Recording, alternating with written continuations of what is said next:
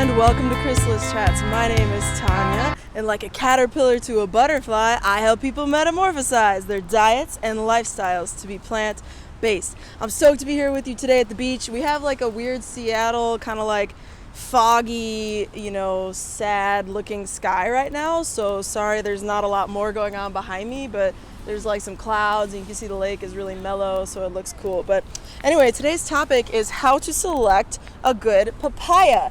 And this, my friends, is guaranteed to be a good papaya. So by the end of this video, you're gonna have all my top tips for making sure that you select the best papaya possible with the most nutrients, the most flavor, and really just get a good experience out of that. If you just watched my video from yesterday on apples and how to choose good apples, one of the things I said that I think is really important and relevant to this video as well is that oftentimes people say, oh, I don't like XYZ fruit, or oh, I'm not really a big raw fruit, raw veggie type person. And what often causes that, in my experience, just from listening to people and kind of watching and cooking for people as well, is that oftentimes we select produce that's not necessarily the best. It's kind of like subpar produce. And so therefore people don't feel like, how do you salivate over a strawberry? They just don't get it.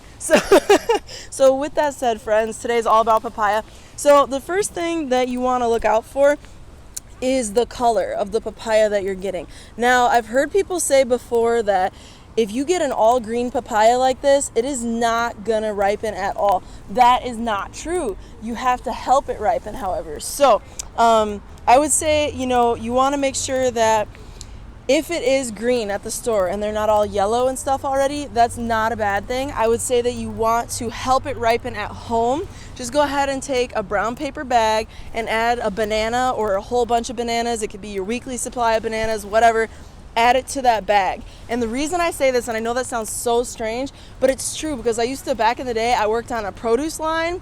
You can ask me about it, I'll do a different video on it. But with that said, I learned that bananas have a gas that are only known to them, and they actually cause other fruits to ripen and vegetables. So we had to separate the bananas from the other produce in the cooler, otherwise all the produce would rot. And so with that said, I've used that tip that I learned there. It wasn't really a tip per se, but I learned from that experience, and I'm telling you how to ripen your papaya perfectly. And believe me when I say it works 10 times out of 10. You just have to put this in a brown paper bag, even if it's green. You see this is not yet ripe, friends. Do not eat a papaya if this is what it looks like, okay? But even if it's green, you can put this in a brown paper bag with bananas and it will ripen gorgeously, probably within 3 days. It totally honestly just depends on when it was harvested for you, okay? So that's my first tip, is to look out for color and make sure that it's ripe before you eat it. So with that said, how do you tell if it's ripe? That's a great question. Well, when a papaya is ripe, it's gonna have, you see that nice golden color right there? That really beautiful, just bright, there's another patch. It will look majority of the papaya like this. And it will also, when you go to touch it with your thumb like that, it will kind of give in a little bit. It'll have a soft texture to it. If your papaya is still a rock hard thing, don't eat it. I mean, you can, but don't eat it. It's not going to be delicious. It's not going to be nearly as sweet. It's not going to be as just yummy of an experience.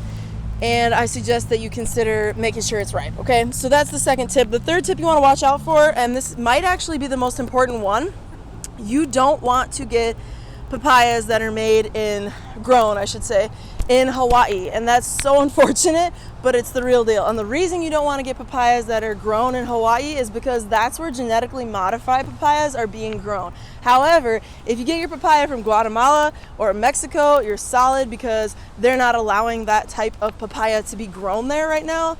So with that said, that's how you can avoid it, even if it's not organic. So for example, confession, I totally got this at the Whole Foods and I have no regrets. So anyway, you can see it's from, hopefully you can see, it's from Guatemala, and it's not organic because there's not a 9 in front of the plu here that the checker uses. So this is a conventionally grown papaya. I will say that I've found it's a little harder to actually discover organically grown papayas, and I don't know why that is, but maybe there's just not a lot of pesticides applied. But with that said, be sure your papaya is coming from not Hawaii. And that's kind of my major final tip. And the next, and final thing I'll leave you with is just look out for a lot of brown spots. Like this type of thing, as long as it's firm when it's still green, even though it's kind of brown there, you see another brown patch here, totally cool, as long as it's firm. If this were like giving a lot, it would be like, oh, that's gonna be rotten, that's not gonna ripen properly. I've had that happen before, so this is like my experience that I'm sharing with you, right? If your papaya has like soft spots and they look like that, it will ripen if you put it in the brown paper bag, but it's gonna rot in those spots. However, when it's like this and it's firm, you're totally cool. And you could get a papaya at the grocery store, going back to the color point before we end the video, you could get one that looks totally green. Like this has, some spots. I've actually had it a couple days that are actually golden. But when I first got this, out of the whole wall that I had the option of, I didn't go for like the greenest green because I knew, number one, it's gonna take even longer to ripen. And number two, sometimes I have been kind of like screwed over per se by the green papaya experience. So what I suggest to you, and what I mean by that is that it like rot, right, when I put it in the brown paper bag. It didn't ripen fully. So just something to look out for. If you can, try to get them from the store when they have at least a little golden showing through, okay? At least a little color other than the green. So with that said, friends, I'm gonna wrap it up here. Be sure to check out my website, Chrysalis and Cocoon. I'm putting up all sorts of delicious, and I do mean delicious, recipes on there as we speak, and I'm very excited about it. Also see Chrysalis Chats on Instagram. Make sure you give this video a like if you enjoyed it, subscribe to the channel, and leave a comment down below letting us know why you love papaya and what you found useful from this video. With that said, my friend, whether you're just a tiny little caterpillar starting off like, where are the leaves at, or a full-fledged butterfly sipping the nectar of a plant-based diet, you, my friend, are awesome. Have a blessed day.